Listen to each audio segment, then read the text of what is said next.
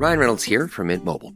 I don't know if you knew this, but anyone can get the same premium wireless for $15 a month plan that I've been enjoying. It's not just for celebrities. So do like I did and have one of your assistants switch you to Mint Mobile today. I'm told it's super easy to do at mintmobile.com/switch. Upfront payment of $45 for 3-month plan, equivalent to $15 per month required. Intro rate first 3 months only, then full price plan options available. Taxes and fees extra. See full terms at mintmobile.com. Este es el mejor momento de ahorrar en Verizon porque puedes llevarte hasta 4 teléfonos nuevos. Es muy fácil. Imagínate todo lo que vas a poder hacer con un teléfono nuevo. Este es tu momento de ahorrar. Visita tu tienda Verizon y llévate hasta 4 teléfonos. Sí, 4 teléfonos. Al intercambiar 4 teléfonos de nuestras mejores marcas. Cualquier condición. Con líneas nuevas en Unlimited Ultimate. Se aplican términos de intercambio y otros términos. Solo en Verizon.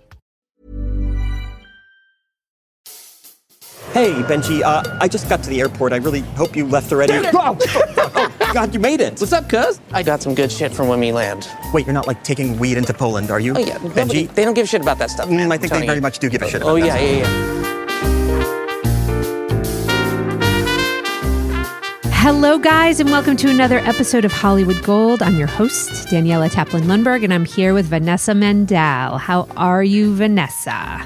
I am so excited for today's episode. This movie coming out the week that this airs is such a good one, such a special movie. Yes, it's called A Real Pain. We've been talking about these movies for so long, movies that are character movies, that are, dramedies that live in a space that aren't really being made anymore. And it is exciting to see real character actors living their best life in a good dramedy. I am super excited as well. I feel like we've had a really nice, couple week run here with new films coming out in theaters that are proper, complex stories with nuanced characters, and they're films that are sort of meant for adults and they feel reminiscent of a former time. And so A Real Pain is a film directed by Jesse Eisenberg. We're so excited to get going. The story is so hilarious and heartfelt, and Jesse Eisenberg is a proper film director, guys. I mean, he's not only a great actor, but a great filmmaker. So can't wait to dive in. Let's do it.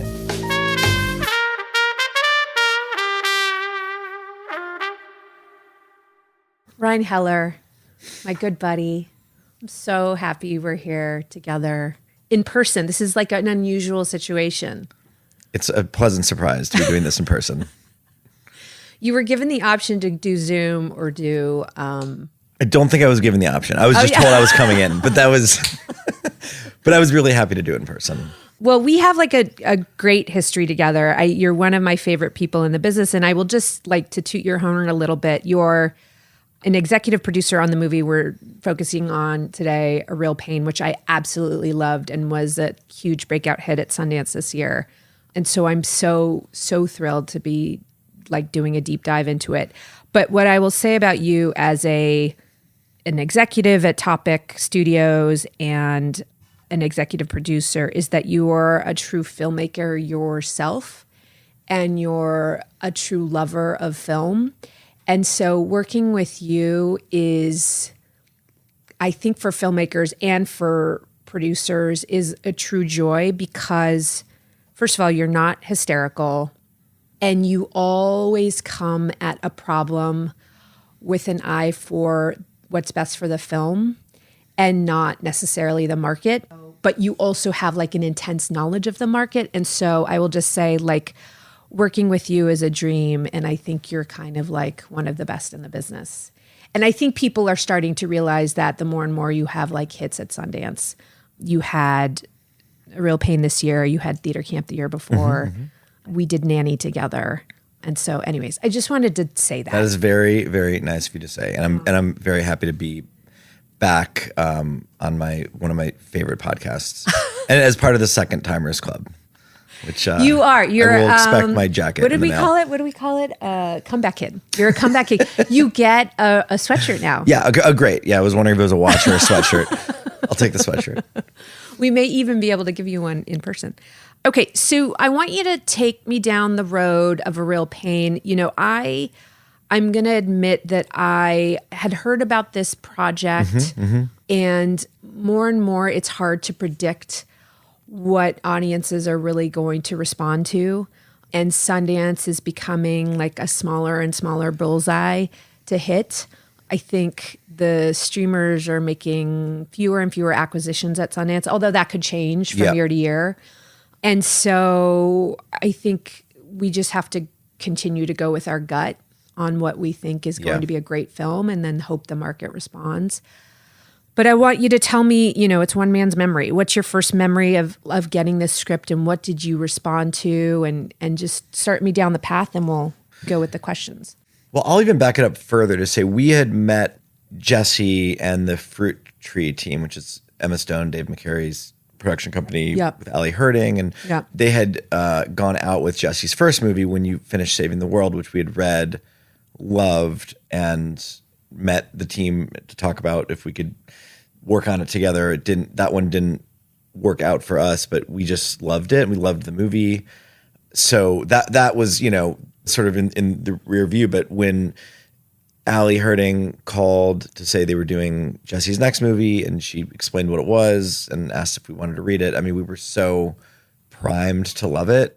And then it just, the script for us, I mean, it was a couple things. The script was beautiful and really delivered on both kind of, it felt like it could function as kind of oddball road movie that would be hysterically funny and also deeply poignant and emotional. But it also felt so personal. You just couldn't imagine anybody else telling this story this way. And so it felt so kind of interlocked with that voice. It was clear to us that it was going to be terrific. And I mean, the one question was like, there's this character, people probably haven't seen the movie yet when they're listening to this, but there's this really kind of enigmatic, complicated character at the center of the movie who kind of masks all this pain with kind of wit and this like big kind of larger than life outgoing personality. And it was so nuanced and so complex and so funny in the page. And I was just like, Ali, who's going to play that part? And she was like, oh, Kieran Culkin's going to do it. Yeah. And I was like, oh. Yeah. Like it was just, everything made sense immediately. Right. It answered the question right away. It answered the question. Yeah. And it's for us, and you do this too, Daniela, it's rare that something comes in the door this fully formed and well put together. So look, to us, there was nothing holding us back from wanting to do it. A lot of the movies we do here are like tried and true classics. You don't need to necessarily explain the premise, but what is the premise of the movie so we can sort of like set the table? The premise of the movie is two estranged cousins at kind of different stages of their lives reunite in the wake of their grandmother's recent passing to go to Poland and explore their family history. And so it's got that kind of classic road movie conceit of they're on a tour and they're going place to place, but really the movie is exploring this relationship and kind of their individual, sort of pain and issues against this historical backdrop of Eastern Europe and World War II.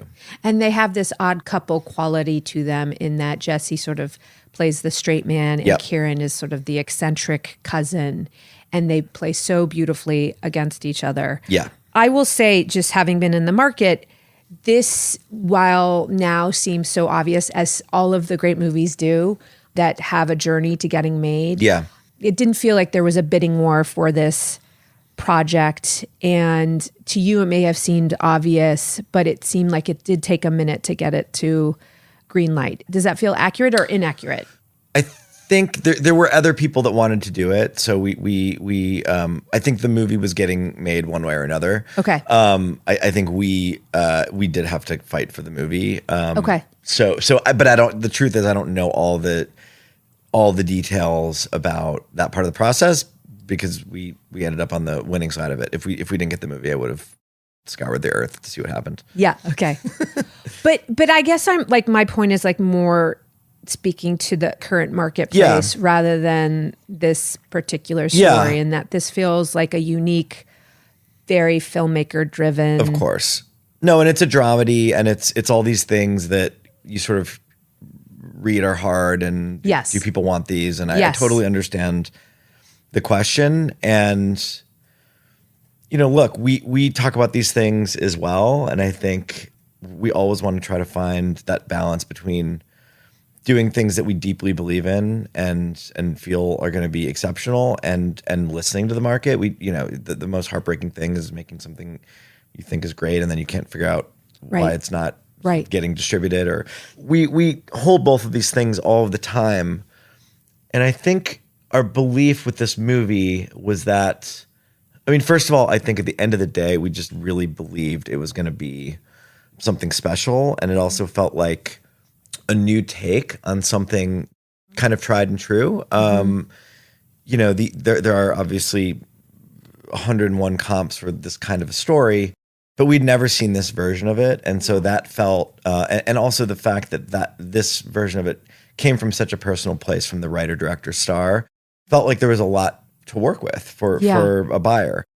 And then I think we also just believed that while it does live as a dramedy, there was such a clear way in for audiences to this movie, right? Which is, you may not lead with they're on a Holocaust tour, but also once you realize that it only deepens the movie. It doesn't diminish what the movie is. But that there is this hysterically funny buddy comedy at the root of it. Yes. That we felt could bring audiences into the movie and they would sort of be pleasantly surprised by where this movie goes. Yeah. So all the things you're saying are true. And yet part of the, I think, opportunity for companies like ours, we're nimble and we're independent and we can choose to take a movie like this and just go make it. Right. I think we just believed it was going to be something special and distinct, even if the genre itself is not what everyone's clamoring for. That we believe that in execution, this was gonna prove its value. We had to go with our gut. So you met with Jesse. How did you win the day on the script? Because it seems that there were a few suitors, and not that you know the other journeys, but yeah, I don't know. Look, I think we were deeply passionate about the material and the story, and maybe it helped that I have known Ali Herding for a long time, and so there were Ali worked at A24 for a long time. Ali was at A24 right? for a long time, and now works with Emma Stone and Dave McCary, and so there was some established relationships there. I would love to think that our passion and enthusiasm for the material was helpful. I think that maybe the fact that we were New York based was helpful. As Fruit Tree's here and Jesse's here, and the plan was to post the movie here. I think that where we try to be, and we've worked together too, in these kinds of ways, I think we also love to bring a bit of infrastructure to movies like this that really allow the producers to go produce the movie, the director to go direct the movie, and we sort of find ways to take a lot of the day-to-day and the nitty-gritty and the administrative stuff and the business affairs and the legal, and we have great production folks that can really help wrap their arms around things. And I think that was appealing as well, just to have a little bit of a mechanism to come in and help and kind of give everyone a chance to go do what they do best. And so I think we were the right partner for a bunch of reasons. When the script came to you and you guys won the day, did you feel like it was ready to go? How did you decide on the budget? How did you decide on the logistics? You shot a lot of it in Poland. Talk me through the sort of initial. Look, a lot of that credit to the producing team was already set up. The producing team had already brought on Extreme Emotions, our Polish services partner in Poland, who ended up being a full production partner on the film.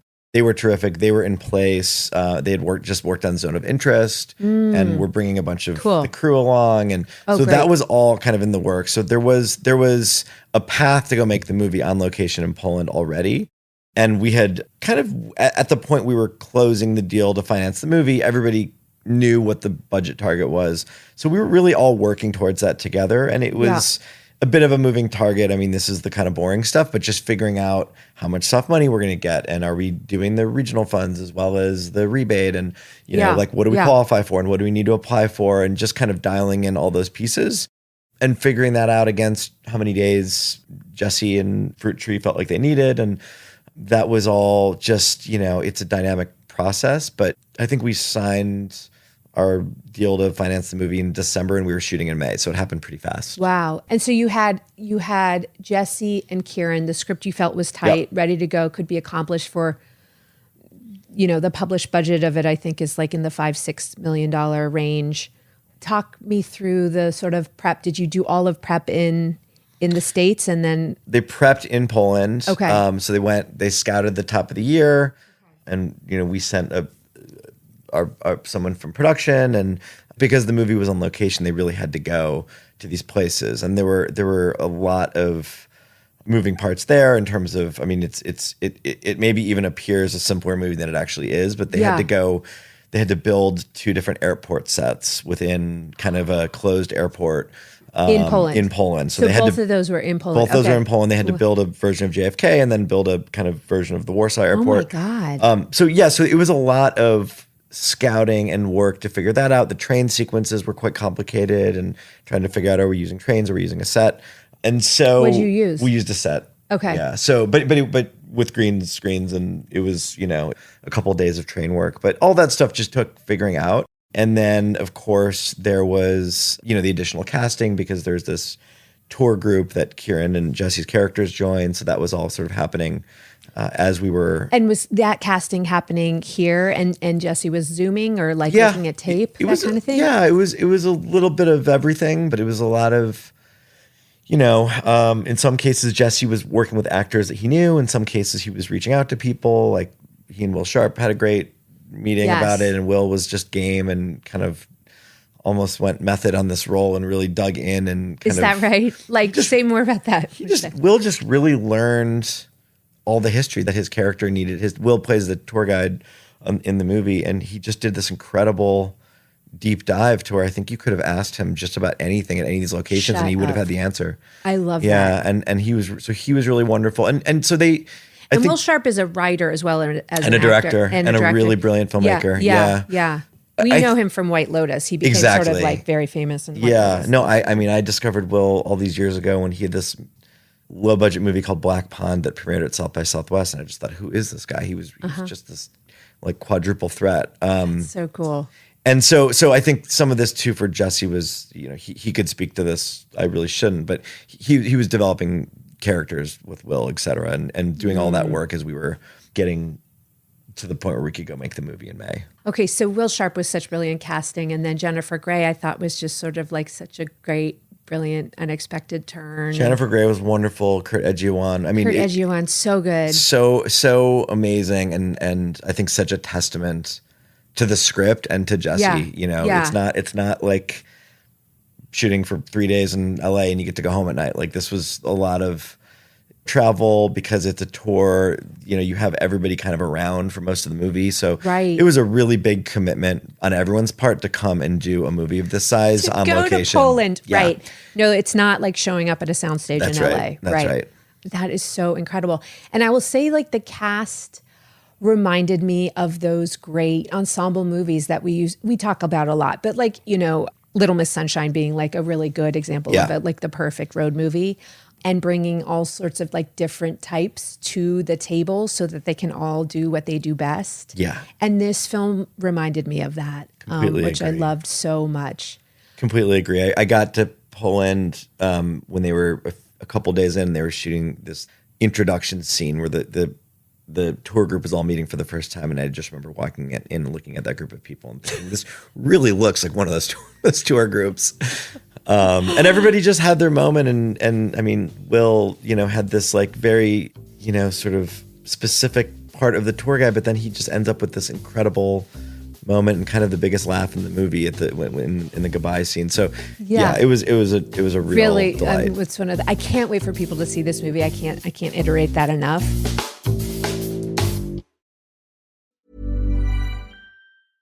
Este es el mejor momento de ahorrar en Verizon porque puedes llevarte hasta 4 teléfonos nuevos. Es muy fácil. Imagínate todo lo que vas a poder hacer con un teléfono nuevo. Este es tu momento de ahorrar. Visita tu tienda Verizon y llévate hasta 4 teléfonos. Sí, 4 teléfonos. Al intercambiar 4 teléfonos de nuestras mejores marcas. Cualquier condición. Con líneas nuevas en Unlimited Ultimate. Se aplican términos de intercambio y otros términos. Solo en Verizon. Ryan Reynolds here from Mint Mobile.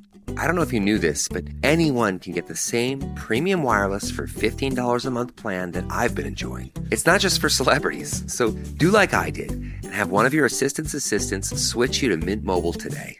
I'm told it's super easy to do at mintmobile.com/switch. Upfront payment of $45 for 3-month plan, equivalent to $15 per month required. Intro rate first 3 months only, then full price plan options available. Taxes and fees extra. See full terms at mintmobile.com. Are your ulcerative colitis symptoms proving difficult to manage? Tremfya guselkumab can help you manage the cycle of UC symptoms. At 1 year, many patients taking Tremfya achieved clinical remission, and some patients also achieved endoscopic remission. Individual results may vary. Tremfya is a prescription medicine used to treat adults with moderately to severely active ulcerative colitis. Serious allergic reactions and increased risk of infections may occur. Before treatment, your doctor should check you for infections and TB. Tell your doctor if you have an infection, flu-like symptoms, or if you need a vaccine. Ask your doctor if Tremfya can help you manage the cycle of UC symptoms. Call 1-800-526-7736 to learn more or visit tremfyaradio.com.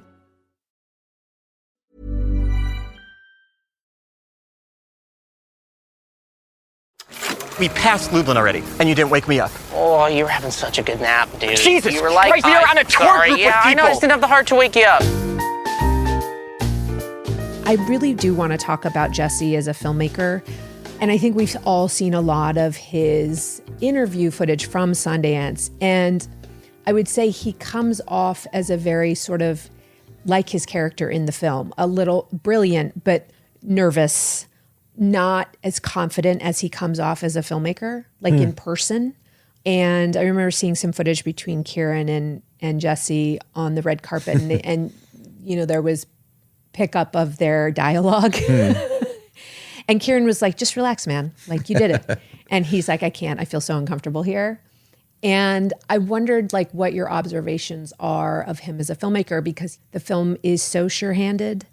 And so just talk to me a little bit about your experience with him. Yeah. I mean, first of all, he's just one of the nicest people in the business. And I think that comes across through the entire process of making the movie with him. I mean, he's the person that thanks everybody on set every single day by name. He knows, he knows exactly what everybody's doing. I mean, he is not above anything. For somebody, with the acting credentials he has, you just don't know and what you're going to get. And he is kind, he's warm, he's funny, and he's completely clear about what he wants. And I think, and again, this is really best left for Jesse to talk about, but as a small example of it, I think that like he and Kieran, and this has been written about a little bit, like he and Kieran have different acting styles. Kieran's a very loose actor. He had just come from 5 seasons of Succession where they're shooting 360 and these long takes, and they're not doing a ton of coverage, and they're really getting to kind of inhabit these scenes and these characters in almost real time. And this was a movie with a lot of coverage and a lot of takes. And I think just watching, from a distance, how Jesse was able to adapt to make sure that Kieran was comfortable in getting what he needed, and that he was able to kind of deliver the best stuff in the moments he needed it. That he was really attuned to all that. And I think just, is because of who he is. This sounds like a cliche, but it's real. I genuinely believe it. I really think Jesse is a person who gets the best out of everybody he works with because they want to deliver for him, because he's a generous and kind and brilliant and visionary and all those things. But I think he's somebody who gets the best of people. And from Michal Diemek, our incredible DP, to the producing team, to the actors, to the entire crew, you just have this feeling of people are proud to be there, they're happy to be there, and they're doing great work because Jesse's a great captain of the ship. I mean, we know that is really not the case with a lot of movies. Yes. So I think when you talk about his style, that's the style. He directs with a lot of sensitivity, a lot of kindness, and he doesn't think about himself. He's really thinking about the story he's telling and how to bring this group of people together and collaborate.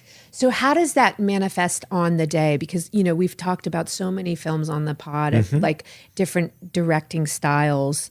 And I remember seeing this interview with Ethan Hawke saying actually so many great directors were once actors. You can go down the list, Ethan Hawke being one of them, but Redford and all, know, all these sort of great actors who have become great filmmakers. Do you think that Jesse, is it a collaborative spirit? Is it listening to the process and being open to things that are unfolding on screen? Like what is that about? I mean, this is a very personal read on it, but I think it's that fine line where he's both checking in with everybody constantly and making sure they feel good about what's going on, whether it's, for sound, if it's a complicated thing, and I think everybody really feels like he's looking out for everybody. He's not in his own bubble just trying to get work out of people, but he's really in there with people. And yet he's completely clear on what it is he's trying to do. He's not sort of directing by committee. It's that balance of everybody feels really seen and heard and understood and looked after. And yet they also feel like we're in good hands because the story that he's telling is completely in his head. Yes. And so that's how it manifests itself, right? Yeah. And it's when the cut is he's going to talk to the person whose moment that was, or to the craftsperson for who that was a complicated moment for whatever reason, right? A camera operator or a, right. So that's the style, right? And that's the tone of the set. And again, why I just feel like consistently they were doing their best work. That feels like it takes time and care to go and check in with every person whose moment it is. And did you find him to be someone who was less concerned with like making the day and more concerned with getting the like? He was very concerned with making the day. Mm-hmm. Okay. I think we always made our days. Yeah. I think so because again, he's concerned about us as the studio or the financiers. Yeah. He takes that responsibility really seriously too. It comes down to being a self-aware and sensitive person. And I think that's so the style, it's not a performance. The style emanates from who he is. That was clear. And I know what you mean. If you only know Jesse through his acting personas or something, you may not anticipate that, but I can't right now. I mean, it's like, I know him as a person. So that's what I remember. I love hearing that so much. Okay. So I have so many questions. I think we've all been in situations where we go into a dramedy and maybe I think it leans more comedy and my filmmaker thinks it leans more drama. And then you see the cut and you're like, oh, this is just a drama with like one or two funny moments. And a tone, I think tone is the hardest thing to strike in dramedy because you could so easily go one way or the other. Yeah.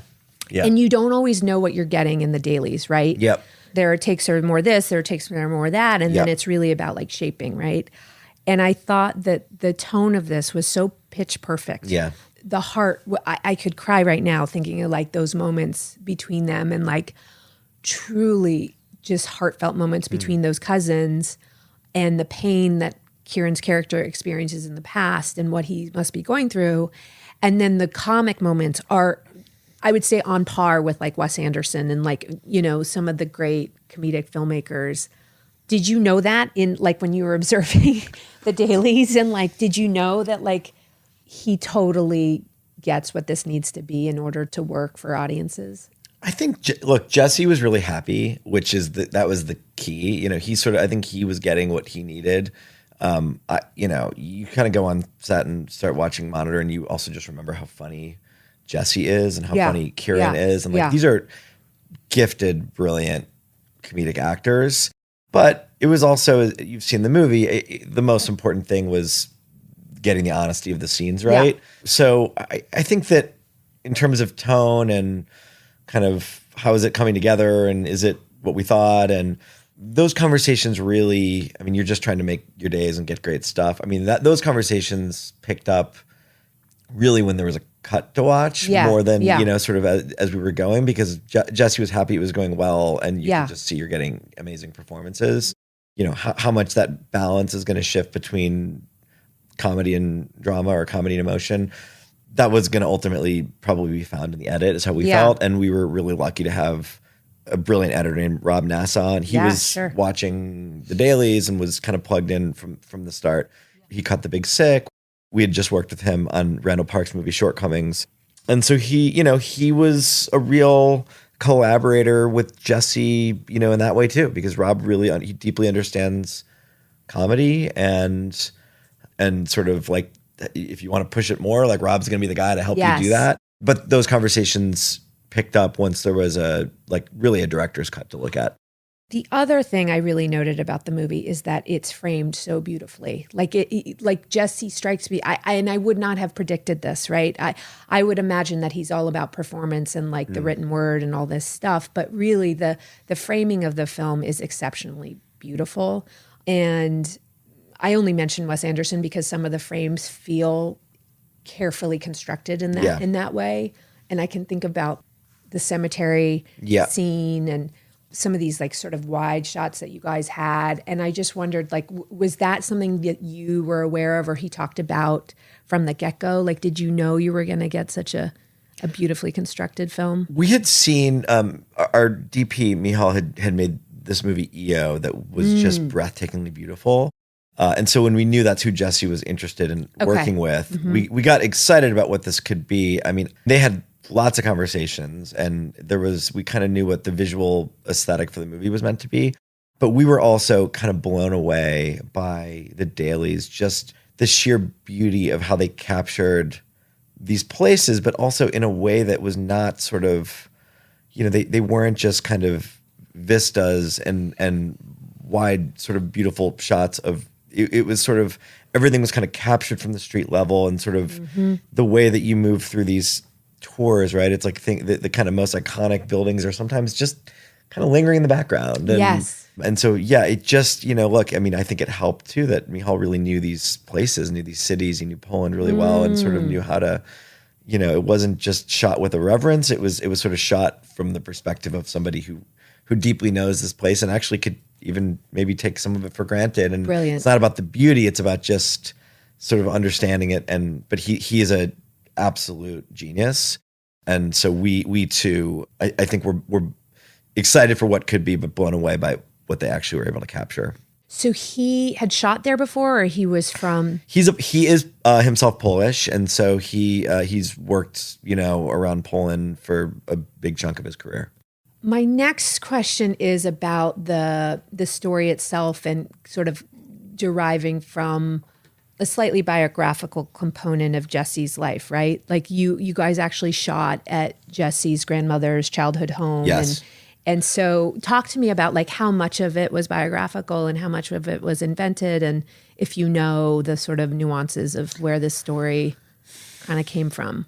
There were a few components to it. I mean, I Jesse would have to speak to how specifically autobiographical it is. I mean, certainly these themes are specifically the theme of these characters who are dealing with very, I think what Jesse would describe as modern pain set against the backdrop of kind of generational pain, was a theme he really wanted to explore. He had done a play that had some thematic and narrative overlap years ago with this story. There was a short story he wrote on a different tour. There was, I mean, he talks about even sort of like he saw a flyer once for a tour and it said Holocaust tour with lunch, or something. It's like all these kinds of things I think for him came together as like, this was a great opportunity through this story and through these characters to explore all these things he's interested in. How much of himself is in the character or how autobiographical it is, he'd have to speak to that. Certainly it's a personal and authentic story for a whole host of reasons.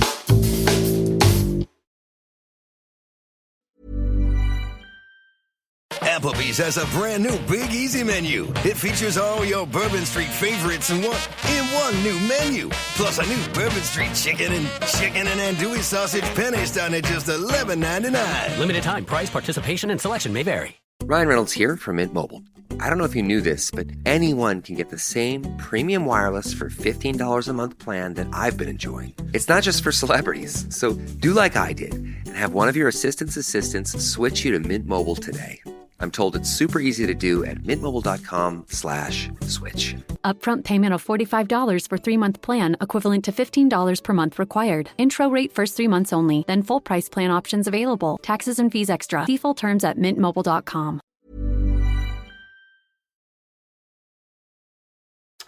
Your call has been forwarded to an automated voice messaging system. Boner. Is not available. So the next thing I want to sort of deep dive into is Kieran Culkin, because it feels like, you sort of mentioned this before, and you had sort of alluded to like the differing processes that they have, and Kieran almost being a savant in his process and his ability to memorize dialogue on the day and just spit it out so authentically and perform it so authentically, and not being ever nervous about process or performance, it seems. Talk to me about Kieran and how he came into the movie and just your memories. He was attached to the movie before we even got involved. So, all the credit in the world to our producers and to Jesse, for figuring out the right way to present this material to him. And I think he just seemed to respond to it and understand this character and want to play it. And had Jesse sort of written it with him in mind, do you think, or was it just like a happy accident? Because I know Kieran and Emma were quite close. I know I've asked Jesse this question and I don't remember the response, but I don't believe he wrote the part for Kieran. Okay. I think he wrote the part and maybe they tweaked it a bit. But, he's a singular performer, and I think that we were not only lucky to have him, so lucky to have him in the movie, but he was just also having this incredible moment at the time that Succession had just wrapped, and I think he was kind of looking, this was the next thing he did after all these years on Succession. And then, of course, he had all the success he had from that last season of Succession leading into The Sale. Right. But he is, like you said, he's loose and completely truthful and honest, and seems to just have his own process for how to show up on set and do this in a way that feels, you can't even believe these are lines he's reading. It just feels, almost feels just, improvised. And yet he's being so honest to what's on the page. So it's, look, I'm not an actor. I can't pretend to understand how he does it. Yeah. But it's like a miraculous thing to watch. And there just seemed to be a deep trust between him and Jesse as they were having a lot of fun and laughing a lot. And Jesse talked about it a little bit at Sundance. I think Kieran became a kind of muse for Jesse on set, because he was he sort of brought so much to each day that you're just trying, I think you're trying to capture it and just make sure you're kind of, it's like, how do you bottle it and capture it? And in some ways just let him do what he does best. We talked to Bruce Cohen about David O. Russell and Jennifer Lawrence on Silver Linings Playbook, and that David, after getting Jen on set, realized this sort of scope of her talent. Yeah. And went home over a weekend and wrote that great scene where she talks about breaking the juju of having Bradley Cooper, perform with her. And one of the all-time great scenes. Yeah, it's amazing. And I wonder, when you say muse, like, was Jesse sort of, once he got Kieran on set, was he allowing him to do more than what was on the page, or was he rewriting, or was it really just that sort of interplay on the day and, do one that's fully scripted and then sort of go off, or do you know at all? A lot of this, I'm just recalling from the dailies, I was only able to go for a week or so, or maybe less than a week. But I can tell you, we shot the movie in 25 days, so there wasn't a lot of time. Right, and we were moving so much. Yeah. There wasn't like a ton of time to explore. It was really about, always starting with the script and what's on the page. But I think there was a real openness between Jesse and Kieran. It almost felt more like to play a scene a certain way than it was to like change the scene or change the dialogue. Yeah. But I think it was, and they were in so much of this together, and Jesse's in these scenes and he's directing Kieran. So it just felt like a real collaboration. Kieran was doing what, I'm sure, look, it's like, I'm sure some balance of what feels right to him and what the director wants, but it felt entirely organic and like they were just sort of finding these scenes together as actors and as actor-director. And was there any rehearsal? Like, did you guys have time for rehearsal at all? No rehearsal. None. Mm-hmm. So did you feel that, because, we just did I, Tonya, and they had shot Margot doing her one-shot interview on day one. Yeah. And it was the one thing that they decided to pick up because for myriad reasons, but she had really found the character through the process of shooting it. Did Jesse feel that Kieran, as soon as he got on set, he was like, I am. Immediately. I am. Well, and that was the thing. I think I can just, again, speak for myself. It's that relationship is so at the center of the movie that it just needs to work, and you need to believe it and believe that there's this rapport and this history between these two people. Yeah. And that's the thing that without rehearsal and without, a budget for potential reshoots or any of that, you're just holding your breath. Right. And it's like, what are you going to get? But again, then you start seeing the work and you realize these are two people that have been, they're young guys, but they've been acting their entire lives. They just showed up and it was there. So you guys get through the shoot. Did it take a minute to find in the edit, or did you feel like you saw the assembly or the first director's cut and were like, yeah, this is like well on its way to being what it is? It's like this is our second movie with Rob Nassau, and like both times they're the most together first cuts that we've seen. He really just like put the movie together. I think, and because we were on a timeline that was aiming for Sundance, it always feels like we're rushing for Sundance, but it was pretty quick. I think we saw something 8 weeks after we wrapped, something like that, 8 or 9 weeks after we wrapped. Yeah. And the movie was there. And did Jesse feel the same way? Was he like? Yeah, I think everybody felt great. I mean, look, we continued to cut for probably another 12 weeks, but it was like this huge sigh of relief because it just, the movie was clearly going to work. It just was then a matter of continuing to just find it and make it as good as it could be. But from the first cut, we felt really great about it. Yeah. It's so funny. You invited me to like 1 or 2 work in progress screenings, and you do keep things close to the chest, but I have like begun to like pick up on the cues when you feel like pretty good about something. I find that the ticking clock of Sundance sometimes helps the process and helps get things to where they need to be quicker. Yeah. Because there isn't the option of like endless time. Right. And so did you find that to be the case with this? Probably. Yeah. I think you kind of, there's a certain amount of tension and pressure that's helpful, and then when it's too much. We've had that too. Yeah. So, but I think in this case, it was helpful just to keep our foot on the gas and keep going, and knowing that we were aiming towards something, and it never, it never, I don't think it ever hurt us. Yeah. But I also think because we shot in May, we were okay. It was going to be, it's that like you shoot a movie in July kind of thing where it's really, really tight. That's when it gets tight. That's right. So we did have enough time. That was the good news. Although there was more VFX, there was more post on this movie than maybe it would seem just from watching it. But we I think the urgency was probably helpful in this case.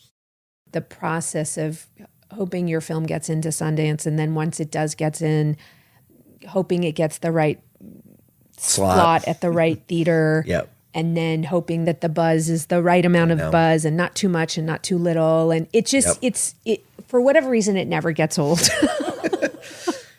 And it's always completely, it always feels completely like it could make or break you, and because, Ryan, like just getting into things personally for you, like this is, I feel like you more and more are becoming the guy who is making these decisions and for your company, and you're one of the few studios that are really taking swings on these auteur, unique films that don't necessarily have distribution in advance.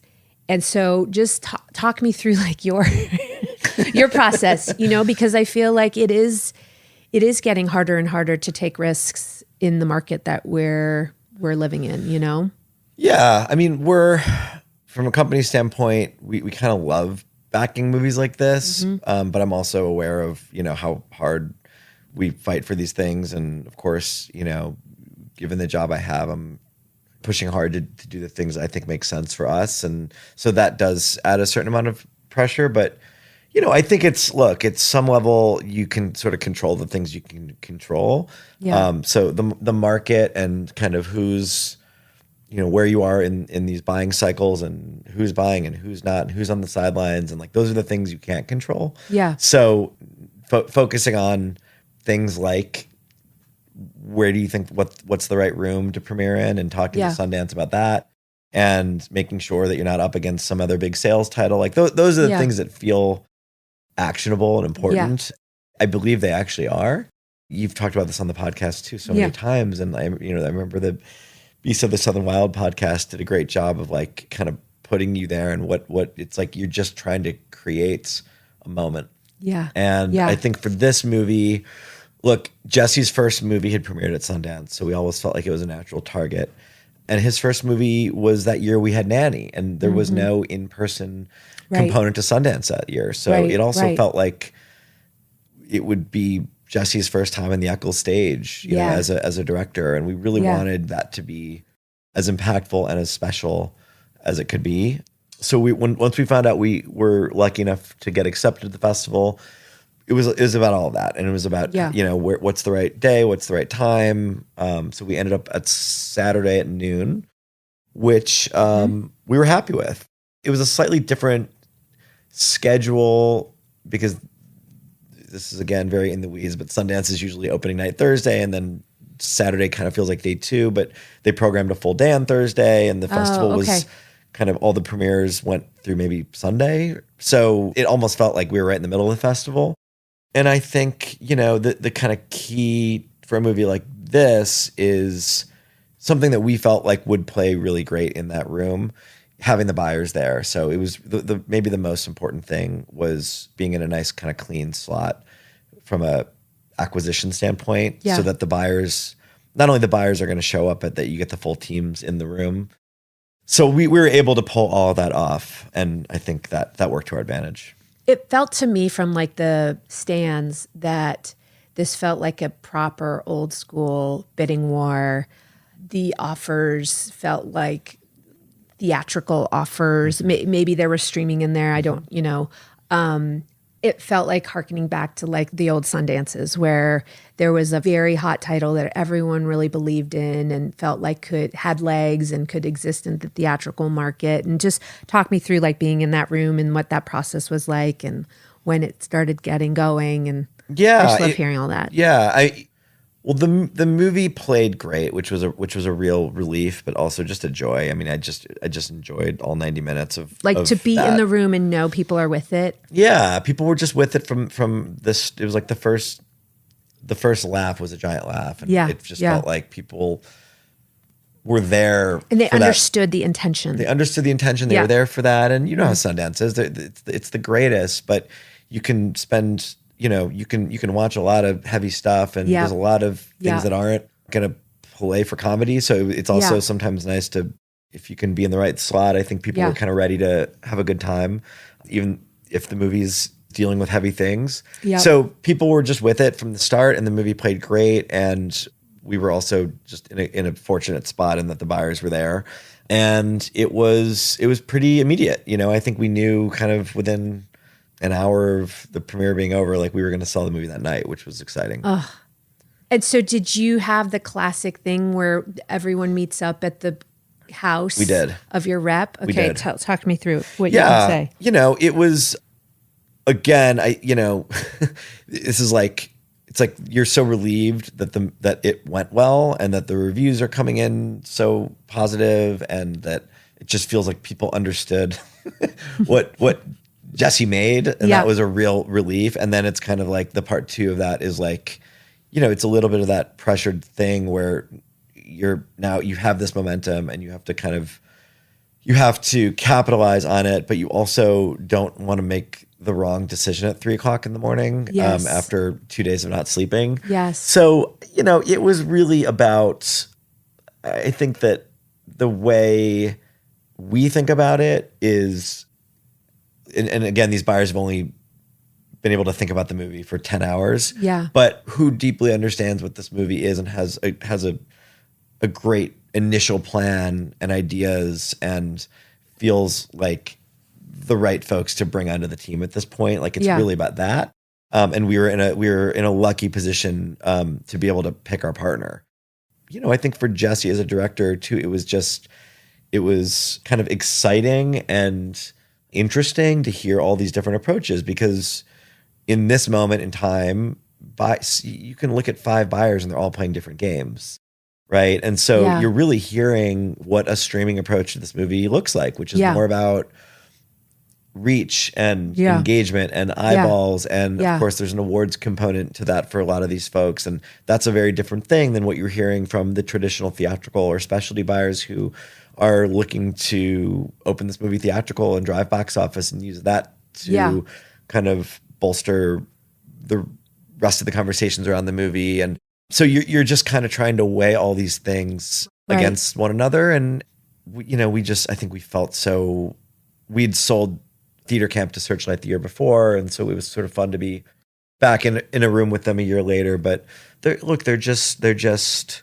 incredible at what they do. And the passion across the entire team for the movie was so palpable. And it was backed up with such clear ideas, but also it felt so collaborative. And we'd just gone through a movie with them and know that's how they are. We felt great about them. Jesse felt great about them. Fruit Tree felt great about them. So it was, at that point, just about kind of getting everything finalized before people wake up.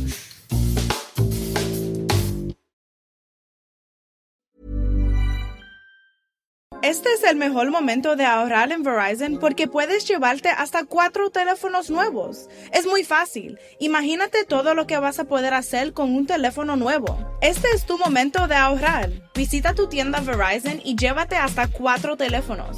Sí, 4 teléfonos. Al intercambiar 4 teléfonos de nuestras mejores marcas. Cualquier condición. Con líneas nuevas en Unlimited Ultimate. Se aplican términos de intercambio y otros términos. Solo en Verizon. Everyone's entitled to their own opinion. But some opinions are more useful than others. And we all want the good ones. The ones that shake things up, spark debates, and change minds. Financial Times readers know that their opinions are reliable because they're shaped by trusted journalism. Robust opinions, confident decisions. Source FT. To subscribe, go to ft.com/sourceft. Hair thinning can happen for so many reasons. Whether it's stress or hormones or anything, at Nutrafol we've learned that real change starts below the surface. Our hair growth supplements take a whole body approach and target the key root causes of hair thinning, so you can see visibly thicker, stronger hair in 3 to 6 months. Hair growth starts from the inside at Nutrafol.com. That's Nutrafol.com.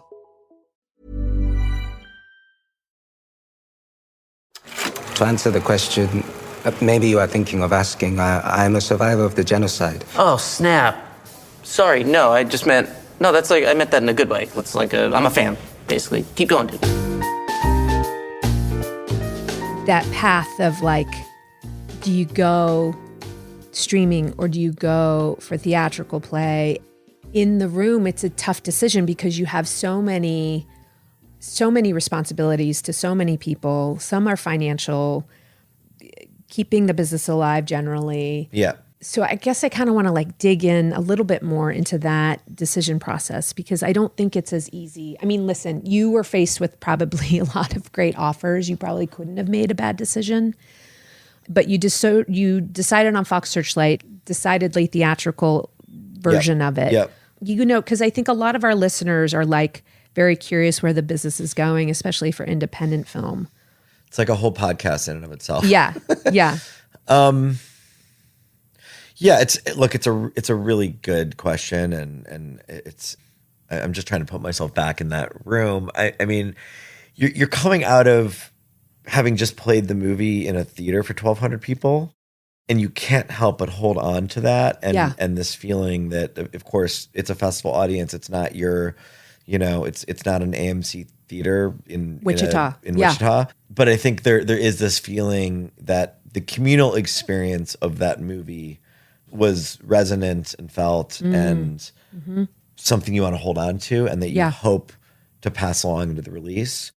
And I also, just from a personal standpoint, not to step out of the business for a moment, I mean, this is how I fell in love with movies in movie theaters. And I think that we're also in a delicate moment in the business around these kinds of movies. And so having the opportunity to sell the movie to Searchlight the way we did, knowing it was going to have a full traditional theatrical release, was so enticing in that moment. And I think that if we inherently believe the film is theatrical, that's just such an important piece of it for us, and something that we seem to, all things being equal, we really do want to support those kinds of deals. Yeah. Because the business needs theatrical movies to work.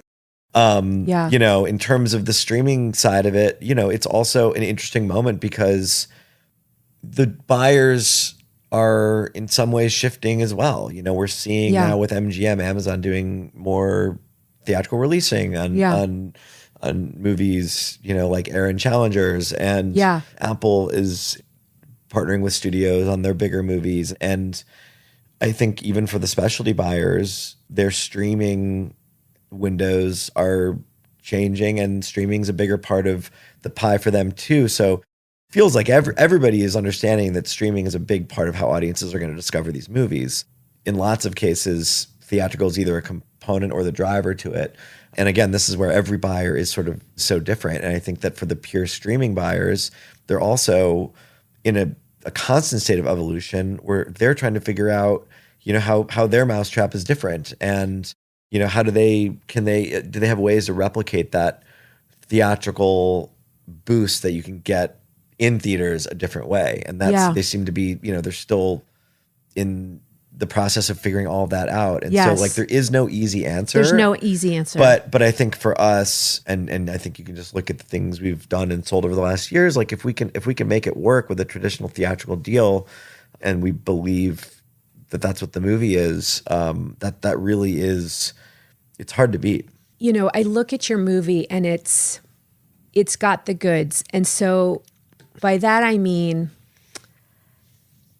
it's so good that I feel like if it has the time to be discovered, it could be a tremendous hit, right?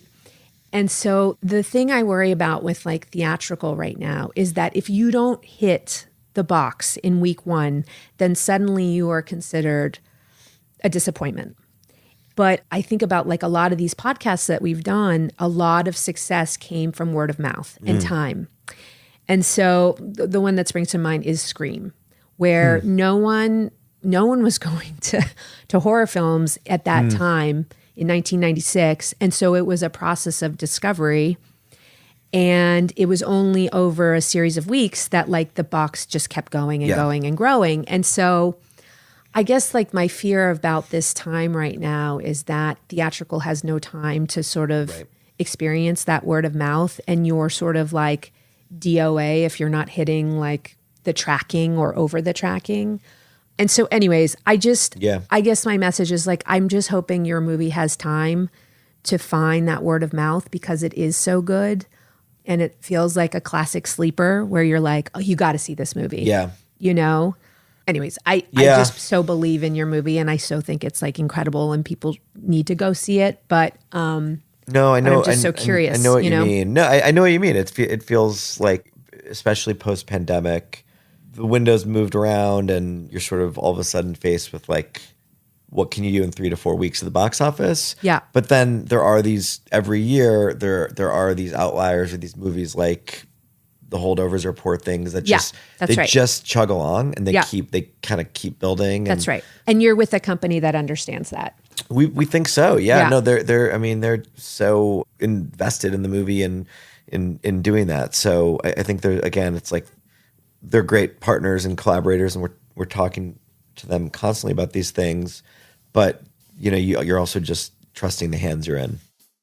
Well, I love this movie so much. I adore you. This is like, I could talk to you for literally hours. This was so fun. Thank you so much. Thanks for having me back. It's a real treat, and I can't wait till we make another movie together. I can't either. Okay, love you. Love you too. Bye.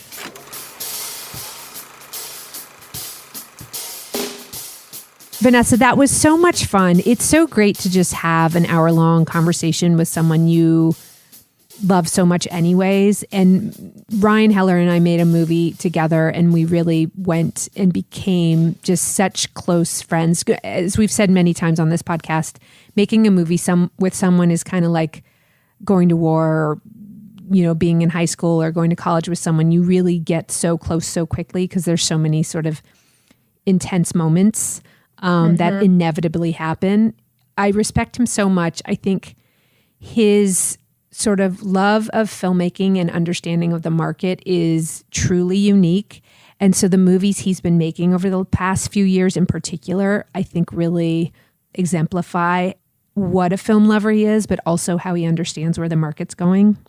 I love to hear his perspective on it because it's slightly different, right? He's basically an independent studio. So he's the one making these decisions about what movies to invest in and that don't have distribution in advance. So it's a really risky proposition. And I also think, knowing Ryan a little bit personally from having worked with him through you on Nanny, he's such a real guy. He's not a Hollywood guy. I think he just really loves movies. And I think you said it on the podcast. He's a filmmaker himself. So I just feel like I had there's one really good story, actually, that I feel like I've told publicly. And I feel like Ryan Heller might not even remember me from when we worked on Nanny. But I remember one year I went to the Gotham Awards, and I was at the after party that was happening at the Bowery Hotel. And, all these famous people are around. It's very glitzy. And I see Ryan Heller, and I hadn't seen him that night. And we had just finished working on Nanny. And I waved to him, and I realized he was talking to Kristen Stewart. And it was the year, her year playing Diana. Oh, yeah. And they had just made a movie with her. And I was like, oh my God. Okay, they had made Diana. They had made that movie. Spencer. They had made that. Spencer, yeah. And so I was like, oh, I'm just going to step away. Because, they're in their corner. And Ryan goes, excuse me, Kristen, one moment. And comes over to say hi to me. And I was like, oh my God. I was like, but that, that doesn't happen ever. And at the time, I think I was a junior exec at the company, and it was just such a polite, nice thing to do that stuck with me and says so much about him. And I think it shows in the material that they're making. It's very unpretentious. It's really just good filmmaking that's smart with really talented people. I couldn't agree more. I love that story so much because it absolutely exemplifies him. And, he's just someone who just loves to talk shop and talk about movies and filmmakers and the market. There are just those people who are in the business for all the right reasons, and he's really one of them. And so, I'm just so excited for him to have tremendous success with this film because I think it deserves it. And I think it, a little bit is taking swings on things that other people may not, And I think he really saw something in this package and this script and this filmmaker.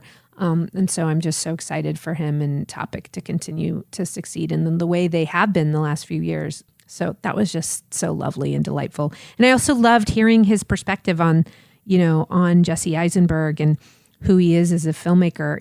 I think Jesse Eisenberg is a great actor, but, you see him in press and he does come off as a little bit nervous, and also nervous about this role he's taken on, to sort of captain this ship. But he is such a self-assured filmmaker. So I hope he gets all the praise that he deserves for this one. Yeah, I agree. I'm really excited for it, and I'm excited for audiences to see it in theaters. And I think we need to keep making more of these movies. Let's go, guys. Let's do it. Okay, well, that was so much fun. Loved doing that one with him. And let's do the wrap up. Oh, follow us. I was like, that's me. Follow us on Instagram, Hollywood Gold Pod. Mm-hmm. Go on our website, staygoldfeatures.com, and look at our merch tab. We have some really great merch. Like and subscribe us wherever you get your podcasts, Apple, Spotify, wherever. And stay gold, guys. Yeah, guys, stay gold.